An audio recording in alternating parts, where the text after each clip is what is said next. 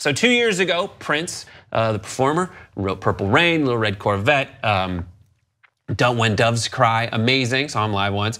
He died, and we all heard it was a drug overdose, but the information has come out more detailed. According to the report, the AP obtained fatalities due to fentanyl have been documented in people who have had blood levels as low as 3 micrograms per liter or as high as 58 micrograms per liter. Prince's blood, the report found, had a stunning 67.8 micrograms per liter. We're gonna get into this, and that's fentanyl was the actual drug that was found in his system that he overdosed on. We're not gonna have 5 words or less because of the memory of Prince, but what do you guys think about this? What's the takeaway? No, Darren was like, Darren. Yeah, Darren, what do you say? I mean, I wasn't too surprised to find this out, sadly.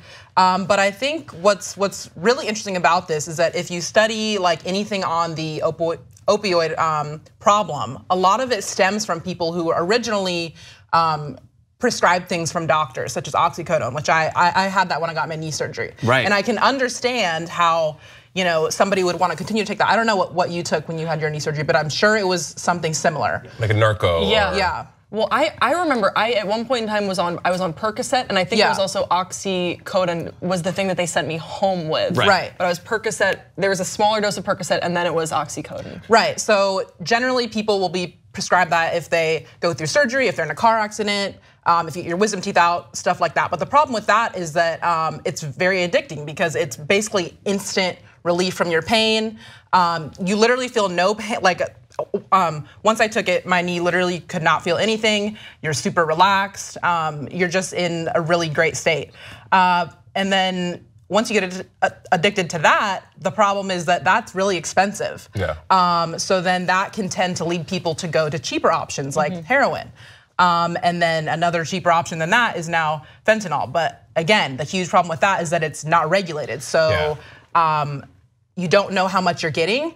And also you don't need that much of that to get the same effect as other opioids. You'd need like literally 1/1000th of the amount. It's 8 times. So you literally have no idea how much you're taking because it's not regulated and you don't really know who the dealer is, who you're getting it from. So it's really, really dangerous. It's more illicit than, I mean, you're absolutely right, Darren, because you had said that it takes less to have more of an effect, right? And so, like, as you guys both said, when you're injured, they give you narco or hydrocodone or any kind of opioid to ease the pain, and the way that works is with neuroreceptors and whatnot. So with fentanyl, the reason why fentanyl is so powerful is because when it's fast acting. So they have fentanyl patches, and also like you said too, people that are ascertaining fentanyl it's also laced with cocaine, with heroin as well. So you don't know what you're getting. You don't, and as far as Prince goes, you wonder what kind of pain, if any, he was going through. Same thing with Michael Jackson and Propofol. Like, these people want normal lives. Michael wanted to sleep. What better way to sleep than to give you anesthesia,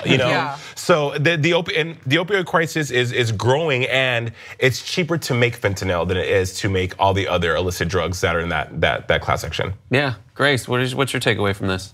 I mean, I just think it's incredibly sad, and I do think that it sort of highlights a problem when it comes to opioid addiction. A lot of people get this addiction for something that you wouldn't expect. So there was an interesting article that was linked that we were reading through, and it was talking about how kids are always going to want to try something, and that's something that, as far as the DEA is concerned, like I don't know what you can really do to combat that. But when there are people who are just taking medication for a surgery or for some pain medication, that's something that we can help when it comes to like at a diagnostic level and what doctors are prescribing, and just being a little bit more aware of the sorts of medications. I was prescribed so much oxycodone. Do you remember? Like way too much than what you actually need. Than what I needed, and it was incredibly easy to abuse. And like that, and I think that it's just it all does come down to big pharma as well, and like who is benefiting from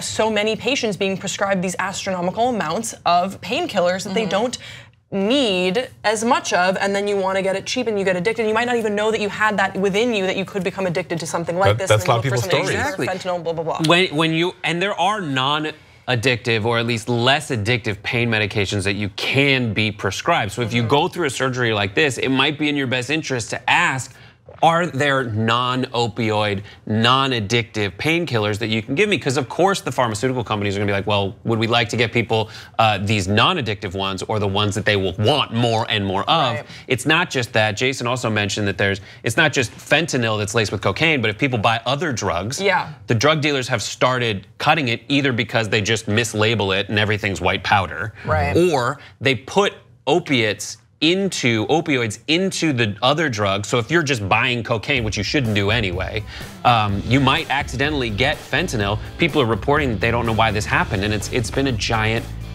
mess.